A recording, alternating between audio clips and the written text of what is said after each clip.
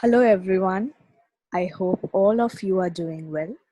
Here comes my new video in which I'll be talking about the psychoanalytic approach.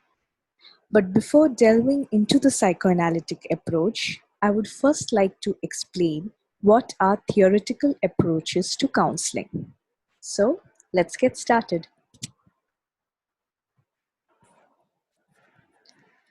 Theoretical approaches or models in counseling provides a framework that describes and understands how our thoughts, emotions, and behaviors work.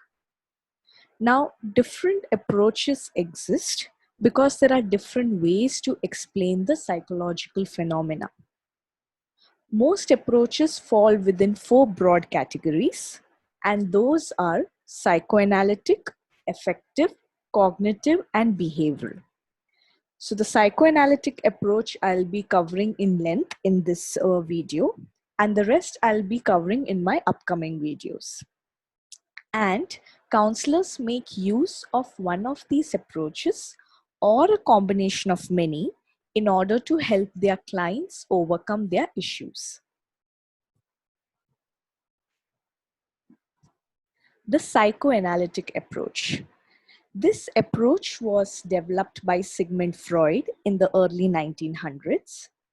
And this model is based on an idea that unconscious thoughts and feelings, which are developed in our childhood, affect our current behaviors and thoughts. Now, this approach covers three different aspects put forth by Freud. Number one, Freud's three levels of mind. Number two, the three elements of personality, which includes the id, ego, and superego.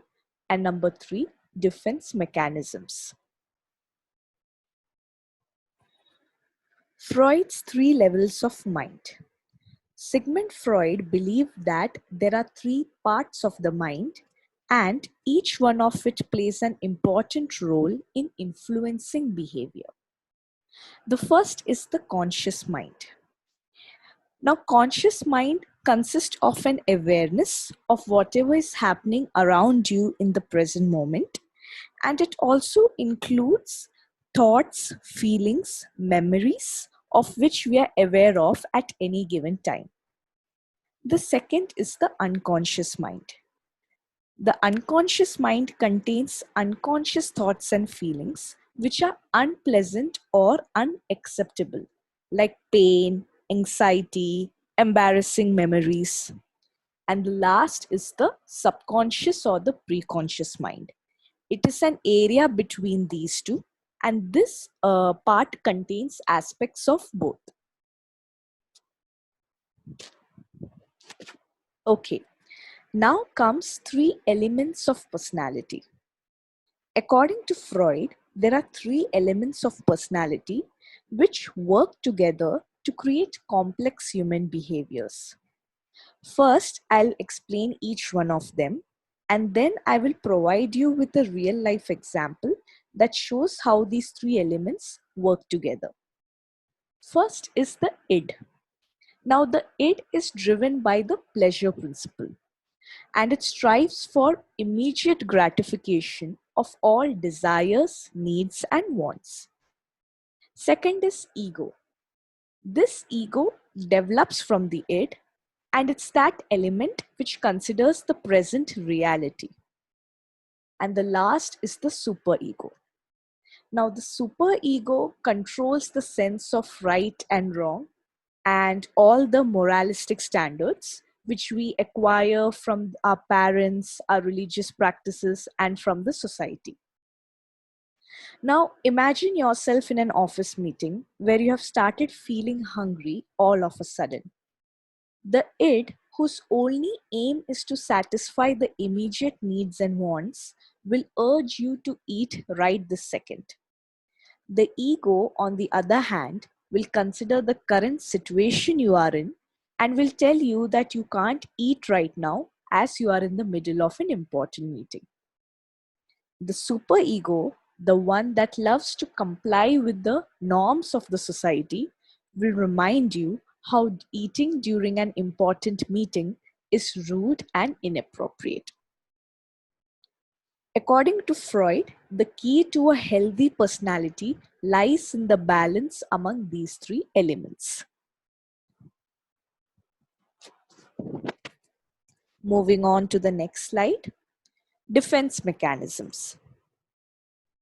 Now, a defense mechanism is a tactic developed by the ego to protect against anxiety. How does this anxiety develop? Well, ego, while dealing with reality, also needs to cope with the conflicting demands of the id and the superego. And many a times the ego is not able to deal with the demands of our wishes, the constraints of reality, and our own moral standards.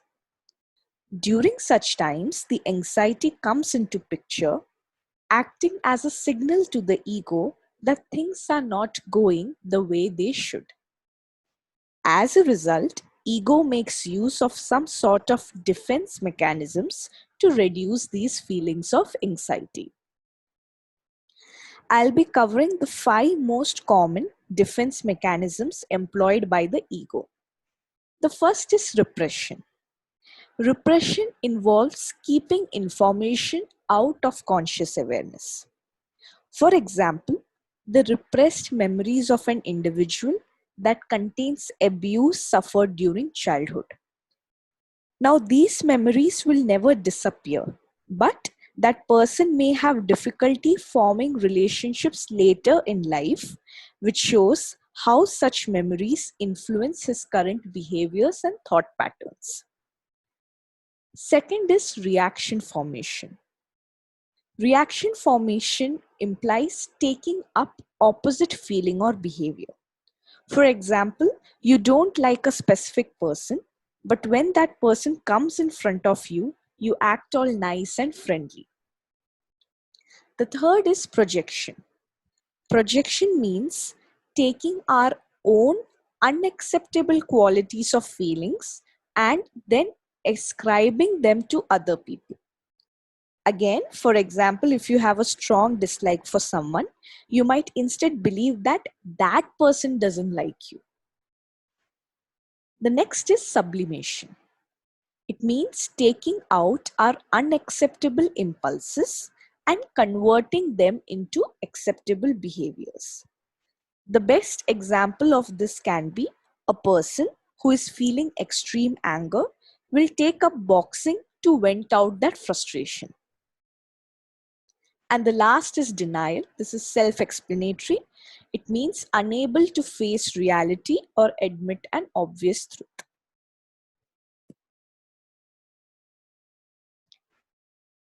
Next is the techniques under psychoanalysis.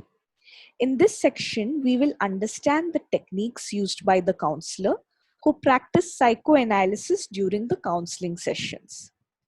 Through these techniques, the counselor encourages the client to relive, and work through the unresolved past experiences and helps him or her to gain insight about the same, so that those past experiences aren't controlling the individual's current lifestyle anymore. The first is free association. In this, the psychoanalyst or the counselor gives the client a word or an image and asks him to say the first thing that pops into his head. This method is very useful as repressed memories often emerge during this process. Next is dream analysis. This one is very simple. The client reports dreams to the counselor on a regular basis, and the counselor interprets them to understand the workings of the unconscious mind. The last is analysis of transference. Transference occurs when a client projects feelings about someone else, particularly someone encountered in childhood, onto her therapist. Let us understand this with the help of this following example. Suppose a client named Sanya chose to meet a counselor for sorting out her relationship issues. During one of her sessions, she got angry at her therapist when he discussed the possibility of homework activities. As she explored her anger with the therapist, Sanya realized that she was experiencing transference of unresolved anger towards an authoritative teacher of hers, which she met during her childhood days. And this she unknowingly projected onto her therapist. That is this feeling of anger. So, with this, I am done with this week's video. I hope you enjoyed watching this video and you got a clear understanding of what psychoanalysis means and what are the things that it involves. Thank you so much for watching this video. See you soon. Goodbye and have a nice day.